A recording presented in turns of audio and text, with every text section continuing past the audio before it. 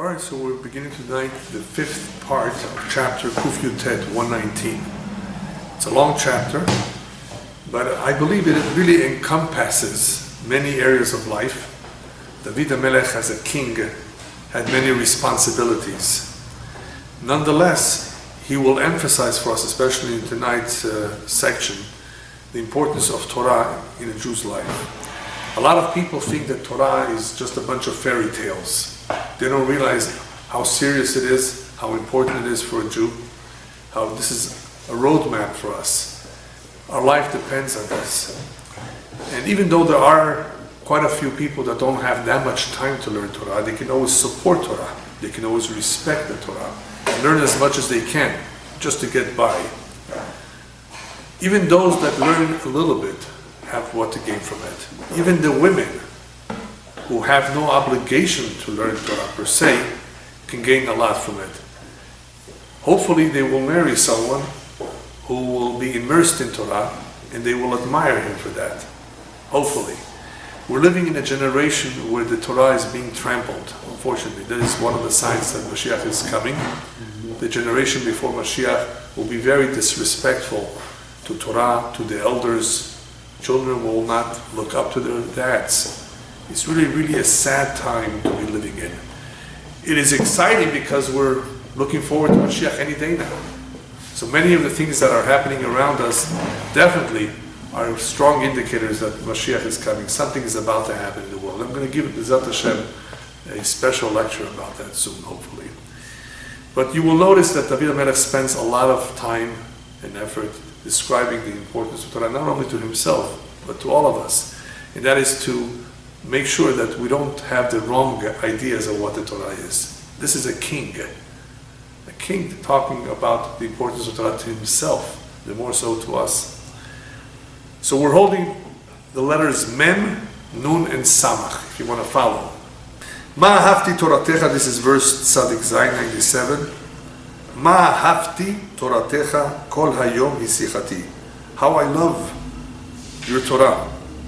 All day it's my discussion. This is a beautiful pasuk. Why is it so beautiful? Not only because he says how much he loves the Torah, but he says, I speak about it an entire day. That is my conversation. You know who says this? I talk about it a whole day, I think about it a whole day. One who's in love. People who are in love with someone, especially in the early stages, eventually that love becomes something of an accepted thing, not something that you're so much into it, that you're thinking about it every day, dreaming about it. But the Rebbe describes it in such terms of endearment, because this is exactly how he felt towards the Torah. And this can only come from someone who really appreciates this, who really knows the true value of the Torah. So we're not talking about passion. When we talk about love, there's something called passion, physical attraction. That is not real. It's not substantial. True love comes with time. When you appreciate each other, when you give to each other, when you cooperate, respect, and do for each other, it's so beautiful. Love can be very powerful. It's a strong bond between people. It could be a very powerful bond between us and Hashem. Even though we don't see Him, we see His work. We see His handiwork. We see His kindness. And this leads, hopefully, to motivate us to reciprocate, to love Him too. So the Torah is part of Hashem. It is something that Hashem gave us out of His love for us. And David HaMelech expresses what every Jew should be expressing, a true love and dedication to its precepts, to the mitzvot in the Torah. Learning the Torah with yegi'ah, with hard work, with effort, and with cheshek and desire, will lead us to the same conclusion, that this is so special. People who don't put too much effort, don't apply a lot of effort to anything, they run the risk of not really being interested in the long run. The more you put into it, the more you invest your time into something, the more you will become attached to it. And that is why he says, Kol hayom hisichati. Throughout the day, that is my discussion, that is what I converse about. פסוק צדיק ח' מאויבי תחכמני מצוותיך כי לעולם היא לי. Your commandments make me wiser. In other words, it's not just about knowledge. As he studies about them, as he delves into it, he became wiser. Make me wiser than my enemies. Well, obviously I have an advantage. The Torah will teach me how to react to all kinds of situations, how to deal with enemies. The Torah contains all of this. So it makes me wiser than them. They don't have this. It's to my advantage, therefore, that I learn Torah. Ki le'olam hi li. For they are ever with me. The mitzvot. He feels connected to it. He feels the importance of it. He realizes that our life depends on it. And therefore, does not ever think of letting go of it. Look at the next pasuk, however, the next verse. It appears to be similar, but it has a different lesson. Mikol melamedai hiskalti, ki edotecha sichali. He just told us how he became wiser from learning the Torah. The Torah, after all, guides us and imparts on us a tremendous amount of knowledge. It's not just about mitzvot. Tremendous amount of knowledge. He's become wiser, he says. But in verse 99, Tzadik Tet, he says, from all my teachers, I have gained wisdom. So it's not just from learning Torah, from all his teachers. For your testimonies are my discussion. So what did he gain from teachers that he did not gain from Torah? Well, obviously we don't know everything on our own. Sometimes things are not so clear. So the simple understanding is that he gained a lot from the various teachers, not one that he had. And that is very important in a Jew's life as well. Aselech harav. The rabbis tell us, make sure that you have a teacher, that you have someone that you can consult with, that can guide you. You have doubts, you have questions. Someone that you can trust, of course. Someone that's knowledgeable about what you're going to ask him. There's a lot to gain. Very, very important point. But it's not so much the teacher here that he's pointing out. It's the fact that he was so interested in learning that he was prepared to learn from everyone, young and old. Even those who are younger than him. Not as knowledgeable as him. So what? If he has something to teach me that I don't know, I love learning so much, I love the Torah so much, I'm prepared to learn it from anyone. And that is what the rabbis tell us. Eizu chachama lomed mikol adam. Who's a true wise person? Not just one who has gained a lot of knowledge, but one who's prepared to learn from anyone. Because that is indicative. That shows that he cares about it. He's not embarrassed to ask, even from those who are younger than him. Children, if those children know something that he does not know, he's prepared to learn from them. And that is what he says, and I did. Mikol melamedai hiskalti. I actually did so. I actually gained from all these teachers. Ki edvotecha sichali. For your testimonies are my discussion. This is what I've always been interested in. And since I was interested in it, seriously interested, I was prepared to learn from anyone. Now look at the next verse. It appears to be similar as well, but it's different.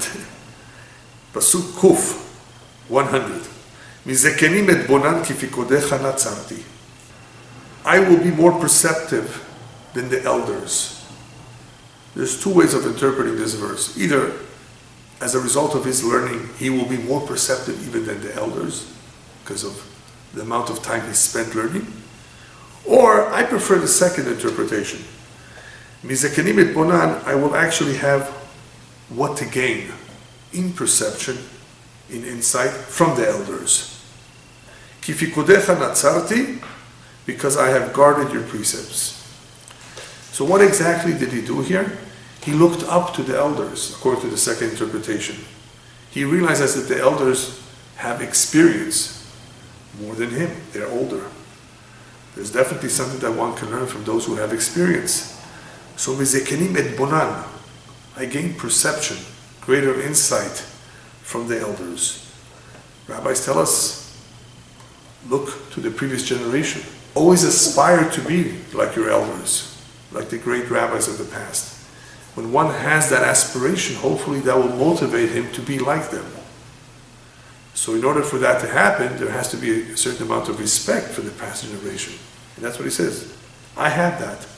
I'm prepared to learn from them. I realize they may have something I don't have. Experience. But he says, Kifikudecha natzarti. What is this addition? These additional words, Kifikudecha natzarti, because I have guarded your precepts. What does that have to do with looking at the elders? He saw how careful they were. He saw how dedicated they were. So this helped him, Kifikudecha natzarti. Or you could say it the other way around. As a result of being careful with the precepts, that helped me gain even more respect and admiration for them. Because the more I was careful, the more I realized the importance of it, and that made it easier for me to give respect where it's due, with those who all their life were careful with their precepts. Either way, a lot of people don't have that respect for others.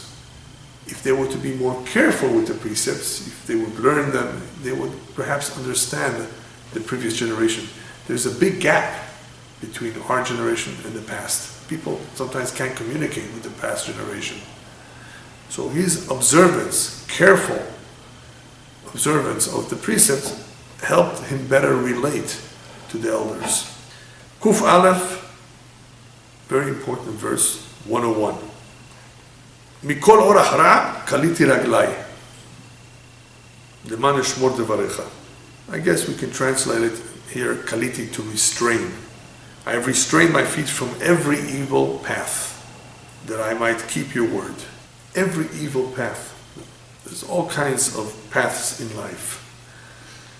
And sometimes we see that the path is a good one. Sometimes we see that the path is not such a good one. Sometimes it's unclear. So you want to be careful.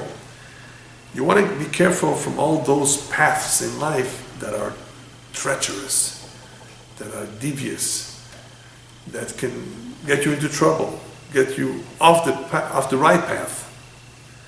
He was extra careful with that. And you will see why in the next few verses. The simple idea, however, in this verse is that he didn't take any chances. He was always careful with what he did. He evaluated the situation. So he says, I steered away, or I restrained my feet, in order that I should have no problem to observe your words, your precepts. What does one thing have to do with another? Well, if sometimes people who are good by nature or had a good education associate with the wrong people, you can see how easily that may affect them and may interfere with their observance of mitzvot. So he wanted to stay clear because he understood the danger of this. He understood the danger of bad company, of being around bad people. So therefore he didn't take any chance and stayed away from anything that appeared to him as being evil. Verse Kuf Bet 102. Mimishpatecha lo sarti ki ata oretani. I have not turned away from your judgments, for you have instructed me. Well, there were situations where he was in doubt what to do concerning a halacha, a particular ruling. What is the Torah going to say about this situation, which is a gray area? It's not black and white. The Torah does not say what he should do or not do. So we would consult. We used to have a Sanhedrin. We used to have shoftim, judges. We had prophets.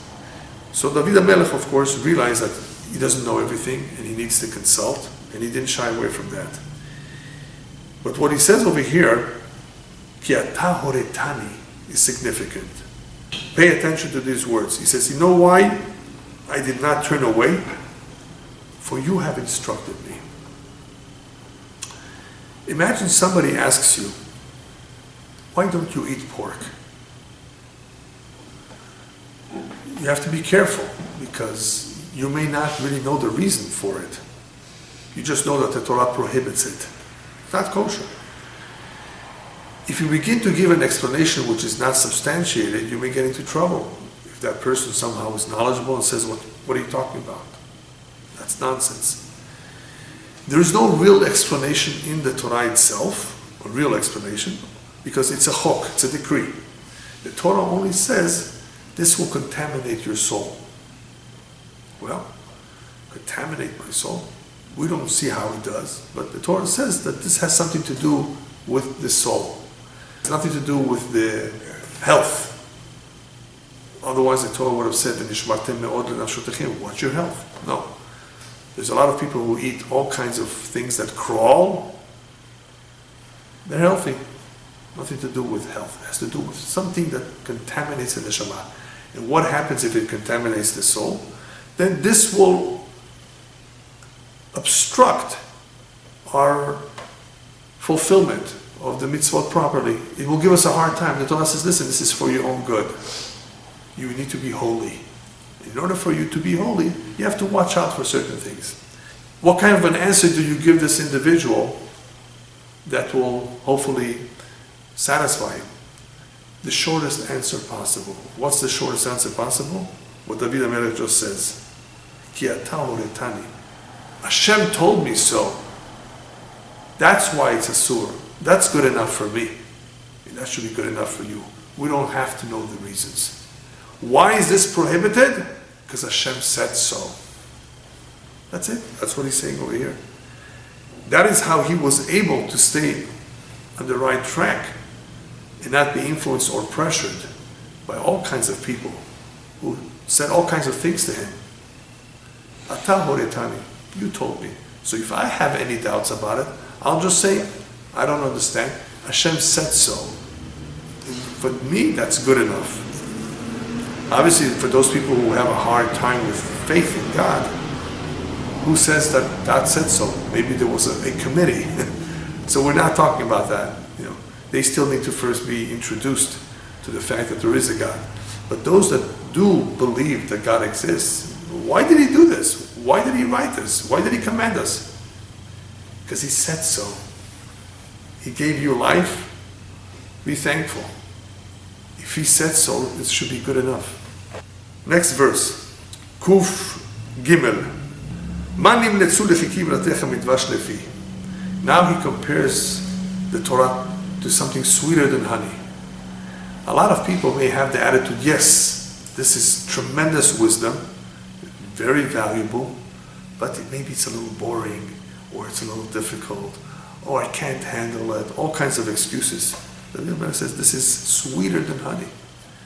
But why does he compare it to honey? Just because honey is sweet. Just about anything in life, if you have too much of it, after a while you get sick and tired of it, even honey. It's good, it's sweet, but if you have too much of it, you're going to have tuna fish, imagine, every day for the following 3 months. I think after a while you're going to get tired of it. Anything is like that. Food. The Torah is sweeter than honey. Because it's sweet even after you've swallowed it. Honey is sweet in the mouth. After you've swallowed it, you forgot about it. Honey, you can't have as much as you want. The Torah, the more you have it, the better. So that's why he uses this comparison. So, how sweet are your words to my palate. Chiki is my palate. Sweeter than honey to my mouth.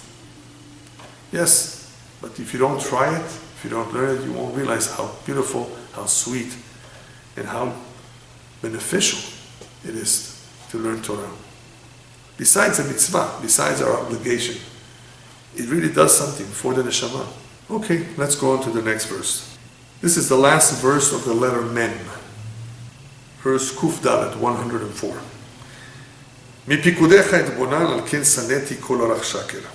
From your precepts I gain understanding, which is similar to what he said before. Therefore I hate every path of falsehood. What is he adding over here? There's a lot of philosophies out there, all kinds of wisdom, in all kinds of cultures that say all kinds of things. Some of it may be true, some of it not true. I ignore all of that is out there. All those philosophies are not necessarily correct in what they present and what they say, even though there can be some points that are valid. So if we compare the Torah to other philosophies as an example, it says you won't gain too much from it, you won't see too much. Therefore, I completely ignore it. So he says, for me, it's enough to look at the mitzvot, to look at the precepts. This is how I gain understanding. This really helps. But what about everything else? No. Al ken saneti kol orach shaker. I therefore hate every path of falsehood because a lot of what is being taught is false. And anything that's false is misleading. I hate it, therefore. But why do you hate it? Why not just say, I stay away from it. I don't care about it. It doesn't do anything for me. We're going to see that soon. Why? Something which is no good, something which is perhaps false, needs to be hated. It's important that we have the right attitude of no tolerance whatsoever for something which is wrong.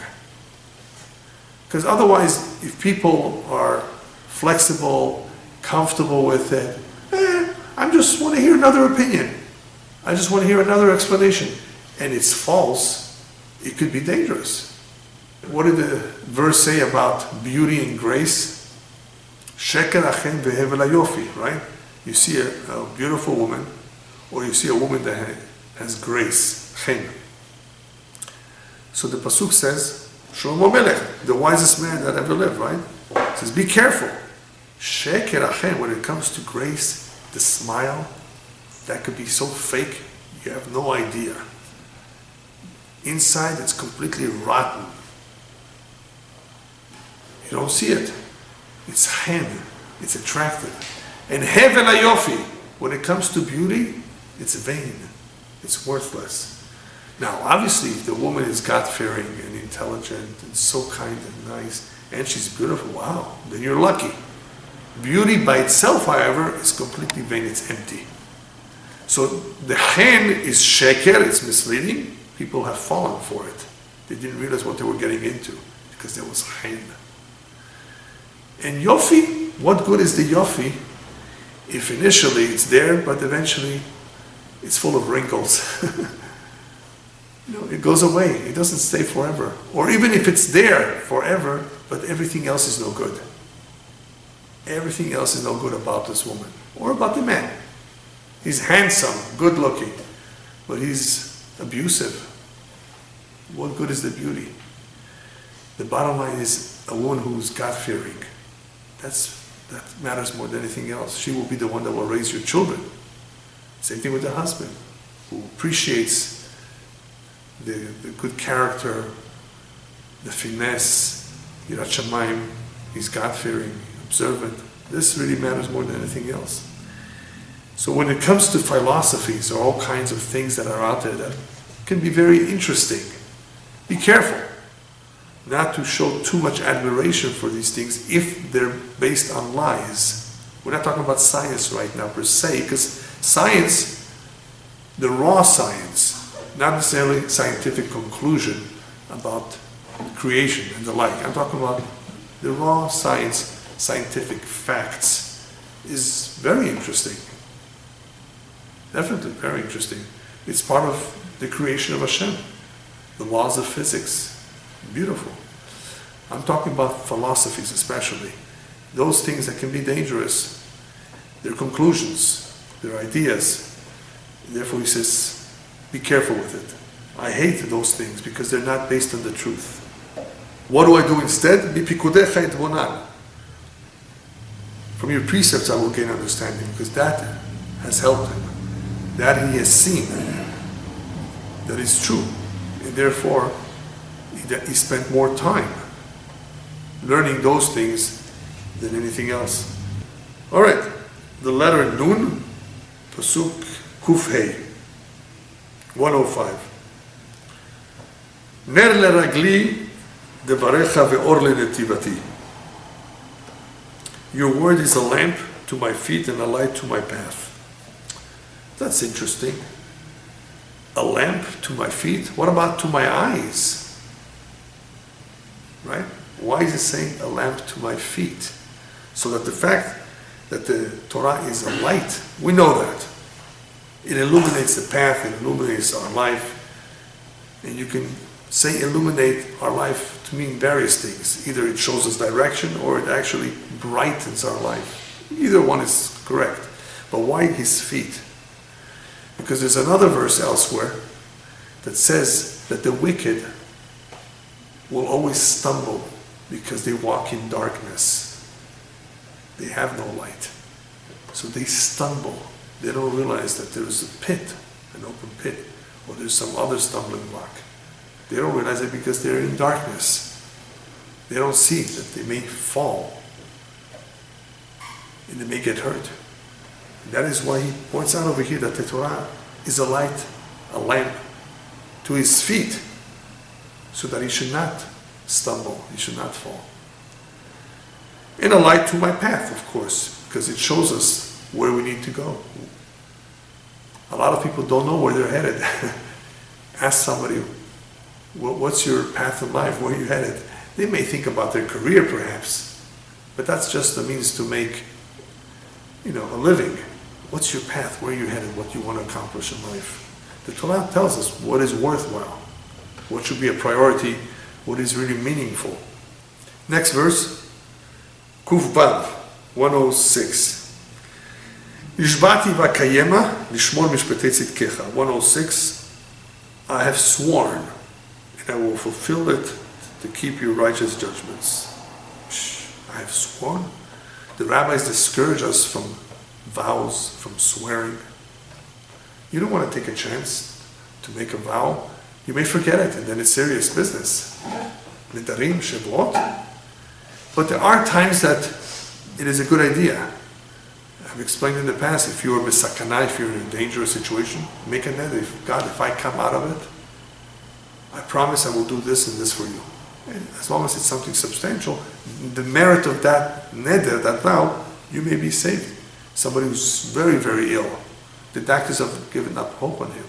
That is a danger. Go ahead and propose that to this individual. If you come out of it, will you commit you to do this and this and that you have not been doing till now? Something special? This may save his life. So there are times when a neder may really make a difference. Rabbis have a neder that they describe as nidrei ziruzin, to motivate one, to get him to do something that without the neder he may not do. Perhaps he's not keeping to the schedule of his Torah learning or his prayers. So the neder might get him to move, because hopefully he takes the neder seriously. So that's what David HaMelech says here. I had times that I was concerned that I may fail. I may not make it. Tremendous pressures that will interfere with his Torah learning, with his observance of the mitzvot. I didn't let the Yetzer Hara win. How did I do it? I swore. I made a neder. At times I had to do this. That's okay. That helped me. That's what he says. Nishbati v'kayema. And I will fulfill it. No, it wasn't I will fulfill the Shavua, whatever it was. But for what purpose? To keep your righteous judgments. Lishmor mishpatei tzidkecha. That was the whole reason why I made this vow. So at certain times when we are pressured, there may be a need for that. Usually it's discouraged. It's not a good idea. You may forget about it. But if there's a need, this can be powerful to get the person to observe the mitzvot. All right, next one. Pasuk Kuf Zayin 107. Na'aneti ad me'od Adonai chayeni kidvarecha. I am afflicted to the extreme. Grant me life, Hashem, according to your promise. So here David HaMelech is pretty much describing that he went through a lot in life. Now, when we say he went through a lot, what do we really mean? Not just pain and suffering, but also tests, challenges. He was tested. Not that Hashem was testing him, but the situation, the circumstances tested his faith, tested his trust, his emunah in Hashem. It tested him, it challenged him. All of that is under the word na'aneti. And the reason why he uses here the word na'aneti is, even though it's somewhat refers to affliction, it can also mean humbling experience. From anava, from the word anava, humbleness. He was very, very humbled. And therefore he asks for Hashem's assistance here, for Hashem to help him. Chayeni, keep me alive. Why ask for life over here at this point? What does life have to do with it? David HaMelech is reminding us that he did his share. He observed the Torah, he kept the mitzvot. Pain and suffering is not under his control. What other people do to you, you cannot always control. So David HaMelech is saying, Hashem, I did my part, you do your part. Chayeni, keep me alive. Keep me alive, don't let me, because of all these experiences, leave this world before my time. People have had heart attacks, strokes, and all kinds of illnesses as a result of the pressures they went through. Really. This is not just a matter of eating the wrong food or having something in your genes. This is the trauma that people experience either through war, as soldiers, or through some terrible experience with a neighbor, lawsuits, persecution, constant persecution. It really has affected a lot of people's health. Do you know what the Holocaust did to many, many people? Those who survived. You may not know it, you may not even see it. Sometimes you could. But it caused tremendous, tremendous effects to their health. It really affected their health in a very bad way. So some people, of course, were stronger, but even some of the strong ones, it caught up to them in their later stage of life. Even though earlier on it wasn't noticeable, you can see the effects of going through 5 or 6 years of hell, what it did to them. So that's what David HaMelech here is emphasizing, the word chayeni. You know, grant me life. Okay, next pasuk. Kuf chet. Nidvot pi retzena Adonai mishpatecha lamedeni. 108. Accept with favor, Hashem, the offerings of my lips. What are the offerings of the lips? Prayers, words of thanks and praise. And teach me your laws. What are the words of praise and thanks that he has in mind over here? The Tehilim. This big composition of his, and of course others as well, that he prayed to Hashem, he praised Hashem, he thanked Hashem, accepted with favor. The rabbis tell us that David HaMelech asked that Tehilim should be considered as precious as learning Torah, having a similar weight and merit. Even though all it is reading and saying words, it doesn't contain the laws of the Torah per se, but people who may not have the time or the skill, the knowledge to learn a lot of Torah, let them say the Tehilim. So part of what he's saying over here is not just his own personal prayers, but he's also perhaps referring to the entire composition of Tehilim. Let it be accepted. Accepted with favor, all the offerings of the lips. Well, apparently, when one does offer something with his lips to Hashem, it's definitely significant. Otherwise, why would he even think of saying that? Yes, Hashem appreciates, Hashem does like the fact that a Jew communicates with him, or a non-Jew says words of thanks to him, recognizes, acknowledges all the favors that, and all the kindness that Hashem has done for us. So here he's saying, accept it and teach me your laws. What does teach me have to do with accepting the prayers? If you recall, in our prayers that we pray to Hashem, we make all kinds of requests, right? Whether it's about our health, our livelihood. There's one blessing, however, that a lot of people overlook, which is what he's talking about over here. You're the one that grants man knowledge, wisdom. Please give us. Grant it to us. The Rebbe says, of everything that I've requested in my prayer to you, mishpatecha lamedeni, to me that's the most important one, that I should be able to understand the precepts, so teach it to me. grant me that wisdom that I need to understand your mishpatim. So even though I've said all these prayers and I've made all these requests to you, he emphasizes again, don't think that I just want money and I want power. He's a king. No. This is what I'm emphasizing. This is the more important request of all. Mishpatecha lamideni. Teach me your precepts. Teach me your laws. All right, Pasuk Kuftet. This is also a very significant verse. Nafshi bechapi tamid v'toratecha lo shachachti. My soul, nafshi is usually the soul, is in danger. Now, look at the word kapi. What does kapi mean to you? It means really in the hand. Why am I saying danger? Because that's what he's really saying here. The reason he uses the word in the hand, because the hands are close to us. When you hold something in your hand that you don't want it to fall, you hold it securely, right? So that's why it's an expression that is used. Nafshi bekapi, my soul, my spirit, is in danger continuously. It was. V'toratecha lo shachachti. Still, I have not forgotten your Torah. What is he saying?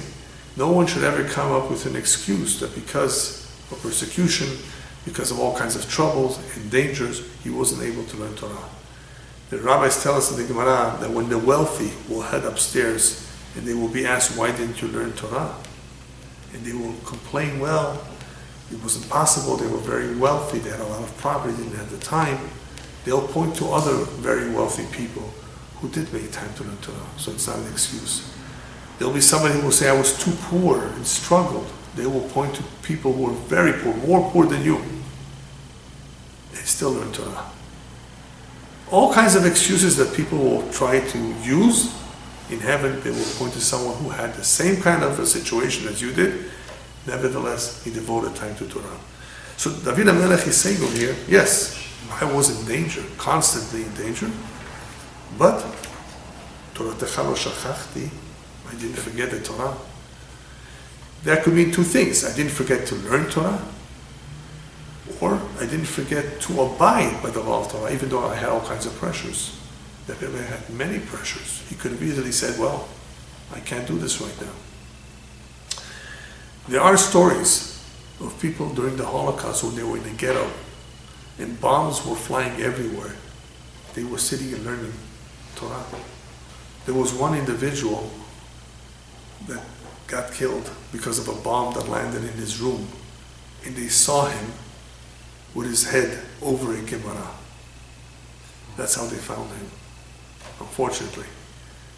Yeah, people did not let go of Torah. If they knew how to learn, especially, just because of the dangers, they realized this is hopefully something that will protect them. Even though during the Holocaust, not everyone was saved. But it was still the right thing to do if they could, to sit and learn Torah. At least whatever learning they did was a tremendous merit for their soul in the afterlife. Pasuk Kuf Yud 110. Natnu reshaim pachlim v'pikodecha lo ta'iti. The wicked, the reshaim, they laid all kinds of traps and snares. For me, I have not strayed from your precepts. Look how he's using various verses here to say, regardless of the challenge and the situation, I did not veer. I did not stop what I was supposed to be doing. But here he's talking about the traps and the snares. Yes, we know that. If we read the story of David HaMelech, they really tried to block him, stop him, interfere with him. Even that did not stop me. So he's describing all kinds of situations, remember, throughout Tehilim, that not only affected him, but will possibly affect many people. Don't be discouraged. Don't just come up with some excuse why you can't do it. Look what I went through, and look how I survived. Pasuk Kuf Yud Aleph, very, very important pasuk. And all of it is important, but when I say very important, it's because there's some very valuable and relevant lessons to be learned from it. Nahalti edvotecha leolam kiseson libi hema.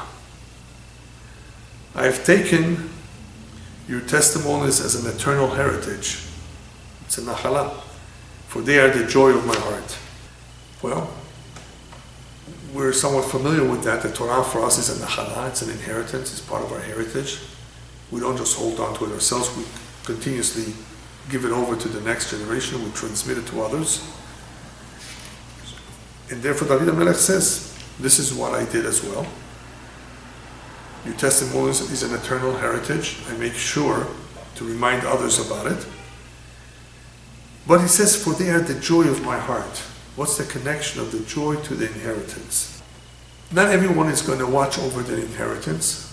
A lot of brothers fight over it. And guess what happens? The lawyers get it. They don't remain with a penny, if we're talking about money here.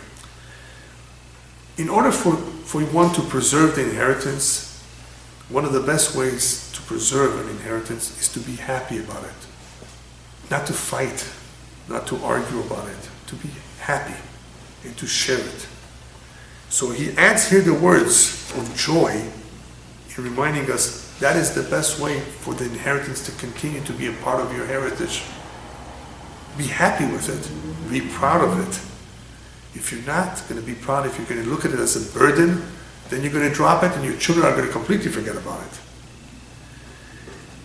And I'm going to tell you an incredible story that I heard from Rav Nisim Yagen of blessed memory. As you know, Rabbi Yagen was involved in bringing Jews back to their source, and he helped a lot of people during his short life.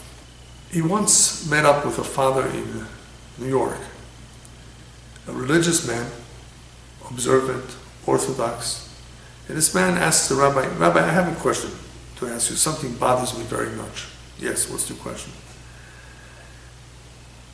"You see, that gentleman over there, we're both Orthodox, we both pray here in the same synagogue, we live in the same neighborhood, and we both have children.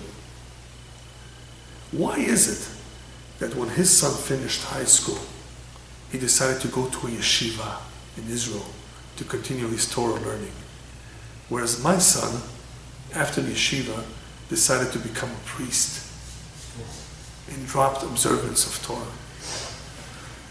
How do you explain something like this?" So the rabbi turns to him and says, "I don't know if I can really explain what happened over here, but I think I have an idea. When you went to pray every day and your son would ask you, 'Daddy, where are you going?' you said, 'I have to go to pray.' When your son saw you making a sukkah for the holiday and he asked you, 'Dad, what are you doing?' and you told him, 'I have to make the sukkah.'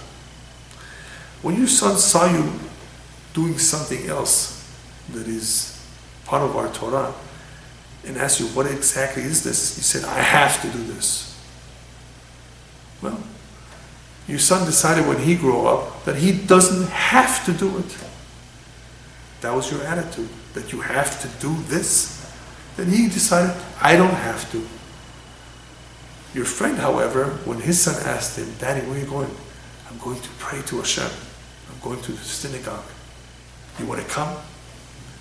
'What are you building?' 'I'm building a sukkah. Beautiful sukkahs. The holiday Sukkot is approaching. Come and help me out in this beautiful, important mitzvah.' Or he's doing something else, giving charity. 'Come and see what I'm doing.' Look at the difference in the attitude. One did it with joy and was happy to perform the mitzvah. It therefore stuck to the children. They continued with no problem. They were just as excited as their dad. You had to it. You had to do this. You felt compelled to do it. It was a burden for you. He decided, 'I don't need these burdens.'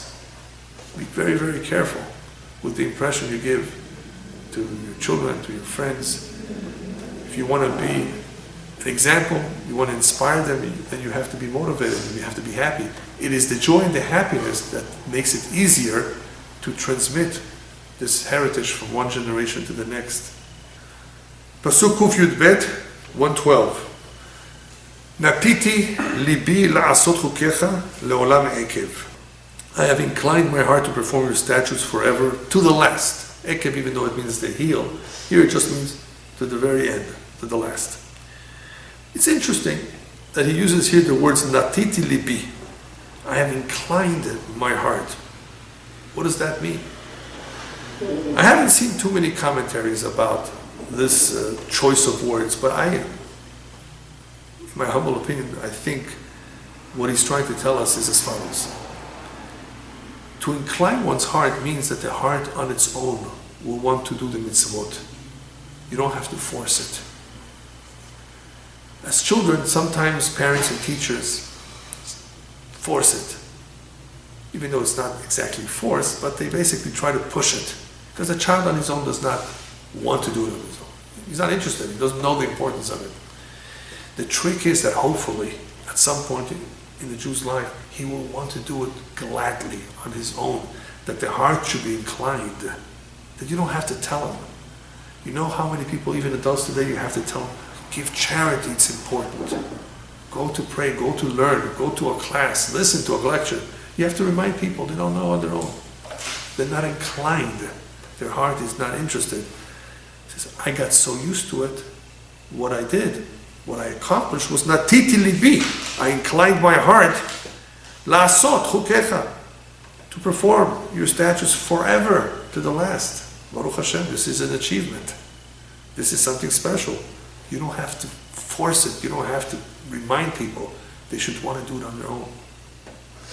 Okay, we're now down to the letter Samach. Kuf Yud Gimel, verse 113. Before we go to 113, just another word about 112. It is actually a good sign when people do something on their own, when their heart desires it, when they don't feel that this is a burden. It's a very, very good sign. So it's segula for this? What? A segula, you get used to it. And of course, the more you learn about it and you realize how special it is, how it's something that we should definitely implement in our life, then hopefully it will be done. When people don't understand the value of something, then they think, oh, this is a burden. Or they want to just get it over with. So that attitude, a positive attitude, does develop over time. It's not that you can do one thing and it will happen automatically. For example, the rabbis tell us mitzvah goreret mitzvah. One mitzvah leads to another mitzvah because there's something called momentum. You've been doing something positive that has built up momentum that you can now do some more.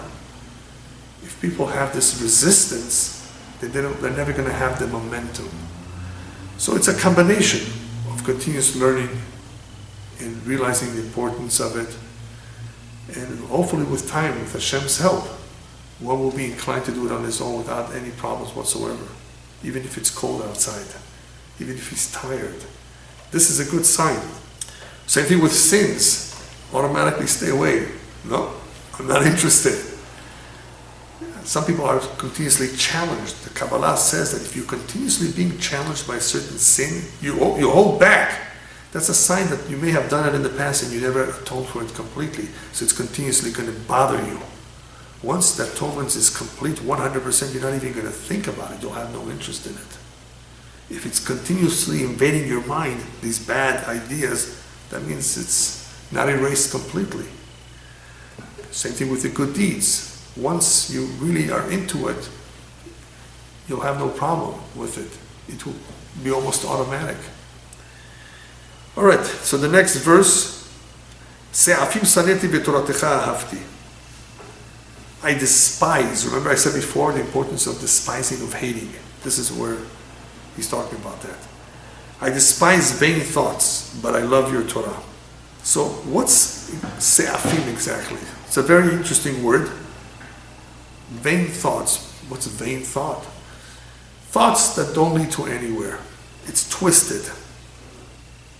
People look for any kind of an excuse to say, this is not for me, this class is not for me, this Torah, this is not real, this is just made up. What's the real reason why they don't want to learn Torah? Shlomo HaMelech says, Leta'ava yivakesh nifrad. People who want to be nifrad, who want to stay away from Torah, from spirituality, you really want to know what the reason is? Not the excuse that they will tell you, but it's leta'ava. They have desires. They want to just do what they enjoy and what brings them pleasure, and they come up with an excuse why they don't want spirituality, why they don't want Torah. It bothers their conscience. So they stay away from them because they want to fulfill their desires. A lot of people don't embrace religion for this reason in the non-Jewish world.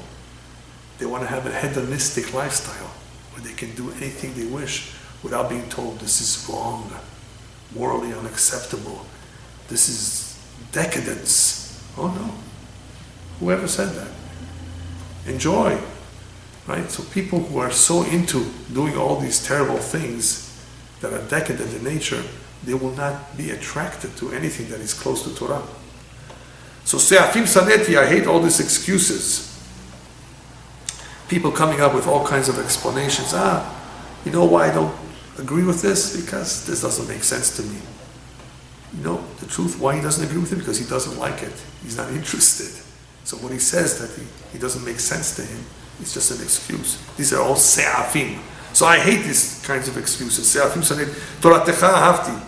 I love your Torah. I love the truth. So David HaMelech is reminding all those who may have had any second thoughts, just take it from me. I loved it. I was a king. I was so busy. And I didn't take no for an answer. I love the Torah. Kuf Yudalad 114, Sitri umagini ata lidvaracha yechalti. You are my refuge and my shield. I place hope in your promise. So this sounds a little bit familiar to us. We know that the Torah acts as a shield and as a refuge. But for those of you who know a little bit of Hebrew, look at the word sitri. Sitri means to conceal or to hide. We're translating as a refuge because that's what happens when you're in a refuge. You're hiding from the enemy. So there's two levels over here of protection in a sense, because I'm using two different words. That sometimes Hashem could make it that the enemy won't even see you and find you. And that's happened in the Holocaust. They searched everywhere, and some people were lucky. It was like they were blind, they couldn't see them. That is one form of salvation, of protection. And the other one is Magini, a shield, that even though they may see you, there are many miracles of people who've been caught, sent to prison, sent to the gallows, and still survived. So he says, this is what I experienced, all the levels of protection from Hashem. I placed hope in your promise, because you promised me that you will protect me. And obviously Hashem delivered. Suru mimeni, verse 115, Suru mimeni mera'im ve'etzera mitzvot Elohai. This is also part of what I was saying before, that I will explain more now, of why he says that I hate the evildoers. So in 115, turn away from me, you evildoers, and I will keep the commandments of my God. It's like he's yelling at them. Turn away from me. In other words, I hate you. I don't want to be around you. The importance of this is when you see something wrong, you have to protest. If you don't protest and you don't hate it, you don't voice your opposition to it, eventually you may be comfortable with it and tolerate it and say it's okay. And that's no good. In order for you not to tolerate evil and that which is wrong, you need to protest as much as you can. Even though you may not win, you need to protest. If you notice in the Amidah, there's a special blessing that was added. It used to be 18, now we have 19 blessings. What's the 19th? Laminim v'lamalshinim. A blessing that was composed, a prayer by Rabban Gamliel, in order to protect us from all the snitches, all the informers, Jews who would tell the Romans, hey, the Jews are doing this and doing that. We suffered a lot in their hands. Imagine that they composed this prayer, that God should eliminate them, that they shouldn't hurt us, that they should not survive. Very powerful words in that little prayer. But people misunderstand it. It wasn't so much a prayer only to ask for their demise, for them to be eliminated. No, chas v'shalom. Hopefully they should do teshuvah. The purpose of that prayer was more to protect us. Rabban Gamliel basically was saying, say this so that you should realize how dangerous they are and you will not come to associate with them. Don't befriend them. That was where the danger was, where people would learn from their ways. So say those words. Say that you disagree. Say that you're very upset at them, that you hate them, in order that you should not come to associate with them. So that's what he's saying over here. Get away from me. I don't want to be around you. Say those words because this is what will protect you from them. Why? Ve'etzera mitzvot Elokai. Get away from me so I will be able to keep the commandments of Hashem. Kuftet Zayin and Kuf Yud Zayin are similar. Look at 116 and 117, but they use slightly different words. Somcheni kimratecha v'echyeh v'al tevisheni misivri. That's 116. Support me according to your promise, and I will live. Let me not be ashamed because of my hope in you. So look at this word. Somcheni means support.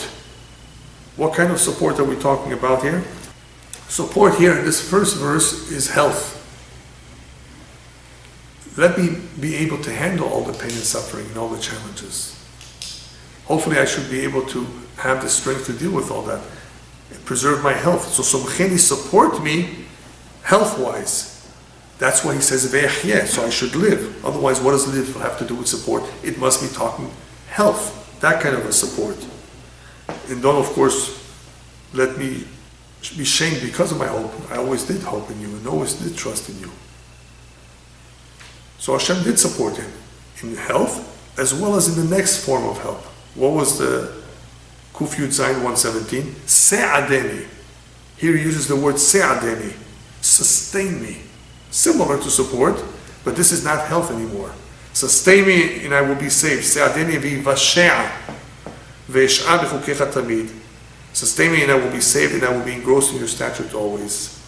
So this is a different form of support, because he's not talking about staying alive. So what exactly does he have in mind over here? He says the words vivashia. Vivashia means that I should be saved or helped.